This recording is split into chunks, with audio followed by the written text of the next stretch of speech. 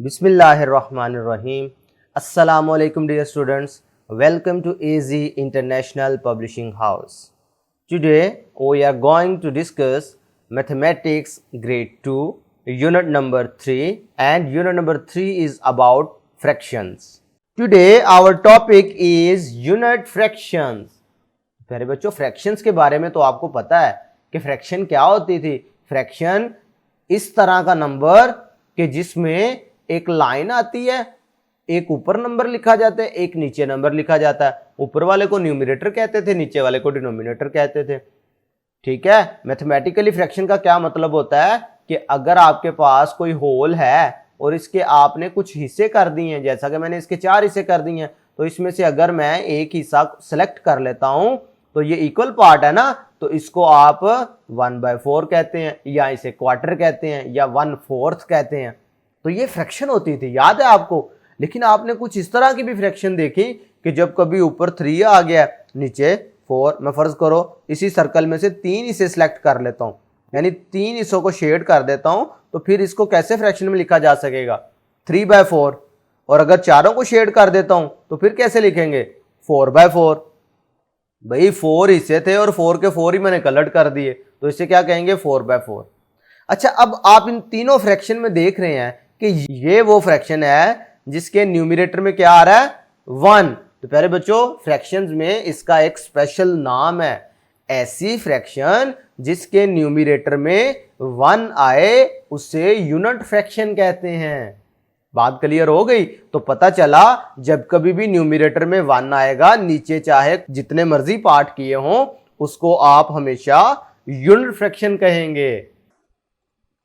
For example 1/2 numerator 1, नीचे चाहे जितना भी नंबर है 3 है, 4 है, 5 है, 6 है, 7 है, 8 है, 9 है या 10 है, लेकिन ऊपर न्यूमरेटर में क्या है सबके 1 है। तो इन तमाम फ्रैक्शन को क्या कहेंगे यूनिट फ्रैक्शन। और इनको कैसे पढ़ते हैं, देखो नीचे 5 था तो ऑर्डिनल नंबर में से 5th बोलते हैं, तो फ्रैक्शन की शक्ल में कैसे पढ़ोगे 1/5, 1/6, 1/7, 1/10। बात क्लियर हो रही है। जल्दी से आपने मुझे कमेंट बॉक्स में बताना है कि इसे क्या पढ़ेंगे। ठीक है, नेक्स्ट देखते हैं, इसी से रिलेटेड प्रैक्टिस सेक्शन है। Look at the total number of parts and right the unit fraction. सबसे पहले तो उन्होंने कहा कि आपने total number of parts observe करने हैं और फिर आपने यूनिट फ्रैक्शन बनानी है। तो जब उसने यूनिट फ्रैक्शन का वर्ड यूज कर लिया तो पता चल गया कि इसके न्यूमरेटर में तो 1 ही आने वाला है। न्यूमरेटर में तो 1 ही आएगा, डिनोमिनेटर में चाहे जो मर्जी आए। डिनोमिनेटर में आपको पता है क्या आता होता है टोटल नंबर ऑफ पार्ट्स।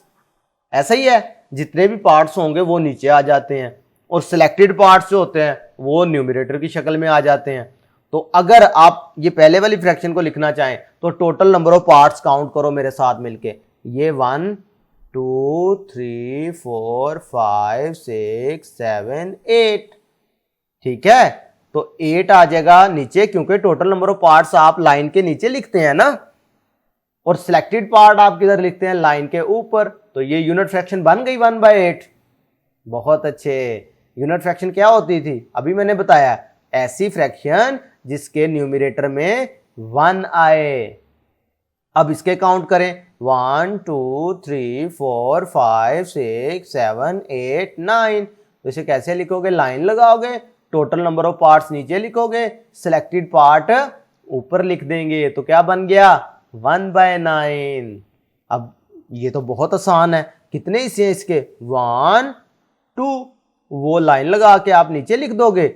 और कलर्ड पार्ट कितना है, कलर्ड इसमें सिर्फ एक है, तो इसे ऊपर लिखेंगे, तो बन जाएगा 1/2। क्या बनेगा 1/2। नेक्स्ट देखते हैं जी 1। सिलेक्टेड पार्ट सिर्फ एक ही है ना, आप देख रहे हैं तमाम फिगर्स में एक ही नजर आ रहा है, तो इसका मतलब है न्यूमरेटर में हमेशा इधर 1 ही आना है। मसला डिनोमिनेटर का है, उसके लिए हम नंबर ऑफ पार्ट्स काउंट कर लेते हैं 1 2 3 4 5 6 7 8 9 10। इसका मतलब पता चला कि इसे कैसे लिख देंगे 1/10। कैसे पढ़ते हैं इसे 1/10। इसे कहते हैं in the form of words और ये होता है in the form of numerals.